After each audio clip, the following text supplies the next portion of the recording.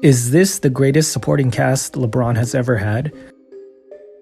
The Lakers were able to eliminate the second seed Grizzlies in 6 games, and they won by an average margin of 18 points.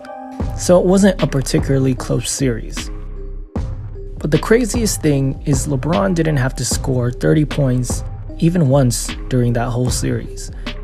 And he only led the team in scoring one time, and that was in a loss. In all their wins in that series, he wasn't the leading scorer. So you'd probably assume AD had a dominant series to make up for it. But nope, not really. He averaged about 21 points a game, and half of those games he was held under 20 points. So the rest of these guys stepped up. The majority of the Lakers' points came from guys not named LeBron or AD. And it seemed like it was a different guy every night. There were 5 different leading scorers in 6 games. Game 1, Hachimura. Game 2, LeBron. Game 3, AD. Game 4, Austin Reaves. Game 5, AD again.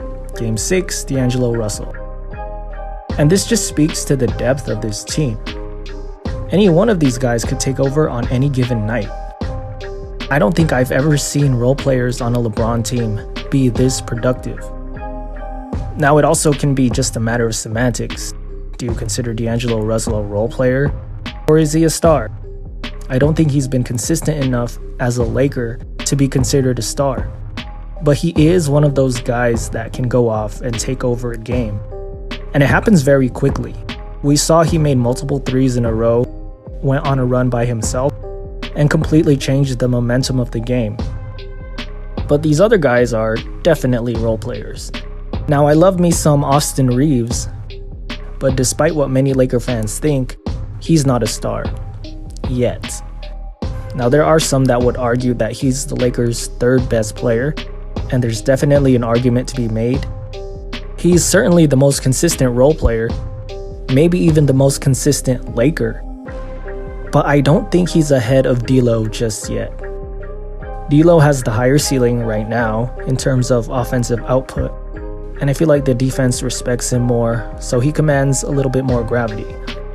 Plus, Austin Reaves is not as good as creating shots for himself, but he's really good at playing within the flow of the offense, which is why he's been very consistent. But come next season, there is a very good possibility that the pecking order shifts. Reaves has shown a lot of improvement from his first year to his second year, and I think he's going to take another leap, especially with hopefully a long playoff run under his belt. But as far as this season is concerned, he's been very reliable, and you can count on him to score in double digits pretty much every game.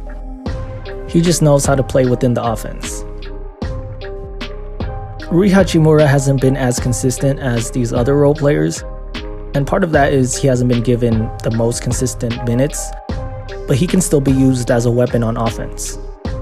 He's shown an improved ability to hit open shots, particularly from behind the arc, but he's still a wing with good size that can put the ball on the floor, pull up for a mid-range shot, get all the way to the rim to draw a foul or a finish, and he has a bit of a post game.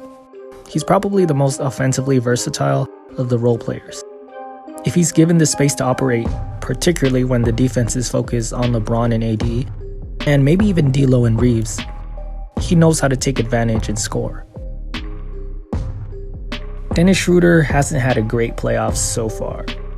I don't know if he's dealing with some injury, but during the regular season, he was one of the most consistent players that you could count on to step up when others either were out or were having a bad game. His game is pretty simple. He's quick, he gets to the rim, finishes around the basket, or draws fouls. He can shoot the open 3, and he sometimes pulls up for mid-range shots. But he's been very effective. Hopefully we see more of what we saw in the regular season from Dennis. Jarrett Vanderbilt definitely plays an important role on defense, but offensively, pretty much anything from him is a bonus. He's not really someone the Lakers can rely on to score.